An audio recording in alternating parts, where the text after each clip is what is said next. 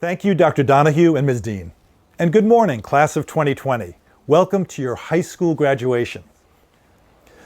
Right now, on May 28th, 2020, we're in the middle of a pandemic.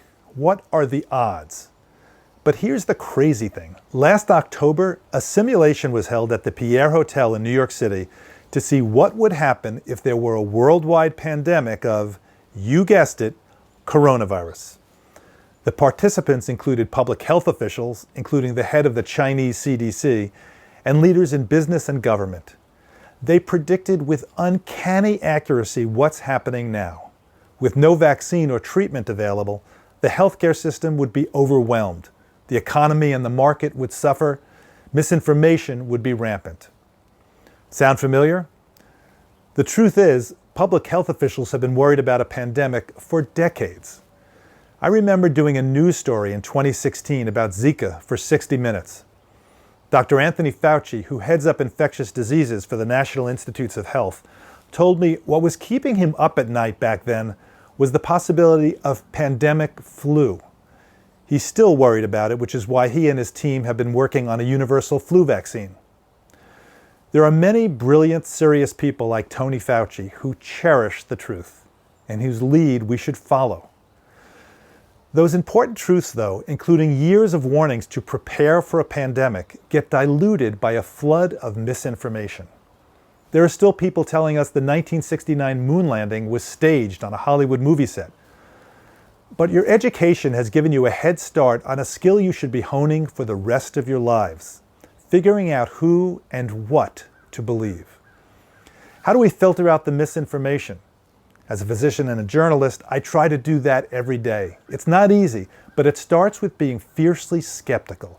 Because once you store a piece of misinformation in your brain and label it as true, it's very hard to delete. You may not even remember where it came from, but bit by bit, wrong assumption by wrong assumption, misinformation will mess with your ability to make proper sense of the world. It will confound and possibly corrupt your core system of beliefs. Mark Twain said, "A lie can travel halfway around the world while the truth is putting on its shoes." An MIT study found that fake news travels about 6 times faster than real news. One explanation was that fake news is novel, it's more exciting than the truth. I can't imagine there has ever been a generation of students more equipped than yours to sniff out fake news. You already have major research skills, finely honed by years of tracking your friends online. Your teachers have spent years training you to think critically, to filter out the enormous amount of garbage polluting the terabytes of information you can access in seconds with a click. But you can't let your guard down, and you've got to trust your instincts. If something sounds incredible, it may be just that, not credible. Your default mode has to be prove it. That includes my attributing that quote to Mark Twain. He was credited with the saying in a search I did looking for clever remarks about the truth, but on further research I found out it probably wasn't Mark Twain who said it. Maybe it was Jonathan Swift or Monica Markovits. I'm still not sure. I'm not sure. I don't know. Let me get back to you. Don't be afraid of those phrases. They reflect respect for the person you're talking with, not wanting them to leave the room believing something that's not true. And even if you do a deep dive into research on a subject, don't be so sure you're right. Leaving open the possibility you're wrong is a sign of intelligence and humility. As a physician, I know that what we believe to be true today may turn out to be wrong tomorrow. Medieval doctors thought they could cure the plague by draining some of the blood from a patient. I wonder what I'm doing today that people will laugh at 100 years from now, or even next Tuesday. But what happens when you butt heads with somebody and they absolutely don't budge from a certain point of view? And you know that point of view is wrong, you're sure of it. Isn't that where much of the country is right now, convinced that their truth is the truth?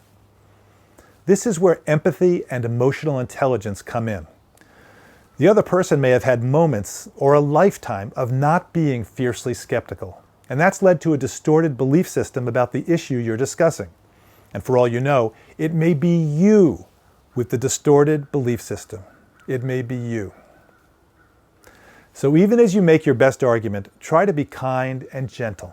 Understand how painful it can be to have a belief system challenged.